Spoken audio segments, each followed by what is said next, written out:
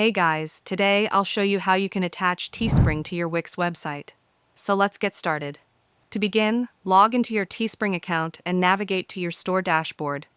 Create your products or ensure they are ready for embedding. Next, head to your Wix website editor. Choose the page where you want to showcase your Teespring merchandise, maybe a shop or merch page, and add a new section or button that links to your Teespring products. Since Wix doesn't offer a native Teespring app, the simplest method is to embed Teespring's product widgets or use direct links. On Teespring, copy the embed code or product URL for the item you want to feature.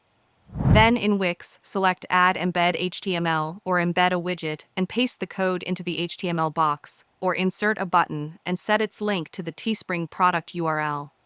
Make sure to preview the page so you can see how the Teespring product displays and that the link works correctly.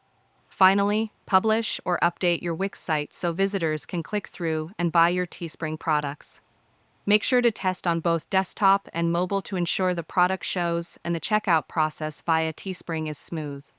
With this setup, your Wix site now features your Teespring merchandise seamlessly. And that's it. If you found this video helpful, consider giving it a like and subscribe.